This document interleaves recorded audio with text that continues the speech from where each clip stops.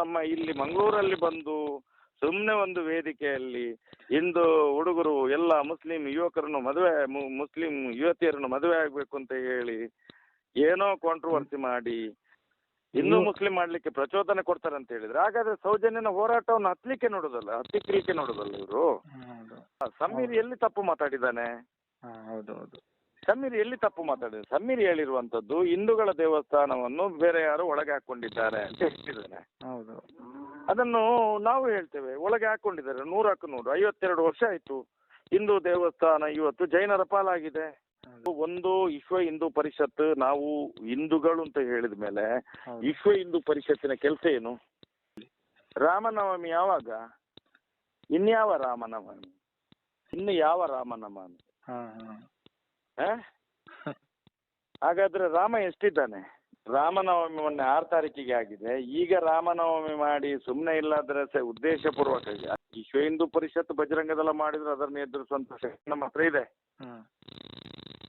ಖಂಡಿತ ಇದೆ. ಅದನ್ನ ಎದುರಿಸ್ತೇವೆ. ಆ MB ಪುರಾಣಿಕ್ ಅಂತ ಹೇಳಿ ವಿಶ್ವ ಹಿಂದೂ ಪರಿಷತ್ ಒಬ್ಬ ಇದ್ದ, ಈಗ ಅವನನ್ನು ತೆಗೆದು ಸೈಡ್ಗೆ ಹಾಕಿದ್ದಾರೆ ಅಂತ ಕಾಣ್ತದೆ.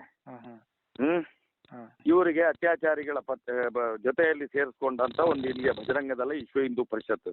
ನಮ್ಗೇನು ವಿಶ್ವ ಹಿಂದೂ ಪರಿಷತ್ಗೆ ಮತ್ತು ಬಜರಂಗದಳದವರಿಗೆ ಏನು ಸಂಘಟನೆ ಜನ ಸೇರಿಸೋದು ಅಂತ ಹೇಳಿ, ನಮಗೂ ಕೂಡ ಸೌಜನ್ಯ ಹೋರಾಟಗಾರರು, ನಮ್ದು ಕೂಡ ರಾಷ್ಟ್ರೀಯ ಹಿಂದೂ ಜಾಗರಣ ವೇದಿಕೆ ಇದೆ, ನಮ್ದು ಕೂಡ ಸಾಮಾಜಿಕ ಕಳಕಳಿ ಇರುವಂತ ಒಂದು ಕಾರ್ಯಕರ್ತರು. ನಾವು ಕೂಡ ಯೋಚನೆ ಮಾಡಿದ್ರೆ ಅದಕ್ಕೆ ಜಾಸ್ತಿ ಸಮಯ ಬೇಕು ಅಂತ ಇಲ್ಲ.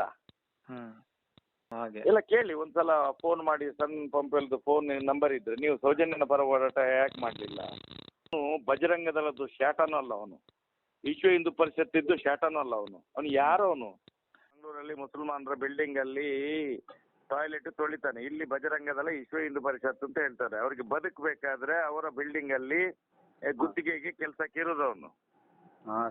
ಅದೇ ಬಿಲ್ಡಿಂಗ್ ಇದ್ದು ಆ ಮುಸಲ್ಮಾನರ ಬಿಲ್ಡಿಂಗ್ ಇದ್ದು ಕೆಲಸ ಆಗ್ತದೆ, ಅವನಿಗೆ ಹೊಟ್ಟೆ ತುಂಬಿಸ್ಲಿಕ್ಕೆ ಆಗ್ತದೆ. ಇಲ್ಲಿ ಬಜರಂಗದಳ ವಿಶ್ವ ಹಿಂದೂ ಪರಿಷತ್ ಅಂತ ಹೇಳ್ತಾನೆ ಅವನು. ಸಭೆಗೆ ಹೋಗೋ ಉದ್ದ ನಾಮ ಹೇಳ್ಕೊಳ್ತಾರೆ, ಒಂದು 1/4 kg ಕುಂಕುಮ ಬೇಕಾಗ್ತದೆ ಅವರಿಗೆ, ಪಾಪಿಗಳಿಗೆ. ಇದು ದುರುದ್ದೇಶ ಪೂರ್ವಕ ಮಾಡ್ತಿದ್ರೆ ಮುಂದಿನ ದಿನಗಳಲ್ಲಿ ವಿಶ್ವ ಹಿಂದೂ ಪರಿಷತ್ತನ್ನು ಕೂಡ ನಾವು ಎದುರು ಹಾಕುತ್ತೇವೆ. ನೀವು ನಿಮ್ಮ ಕೆಲಸ ಮಾಡಿ, ನಾವು ನಮ್ಮ ಕೆಲಸ ಮಾಡ್ತೇವೆ ಅಂತ.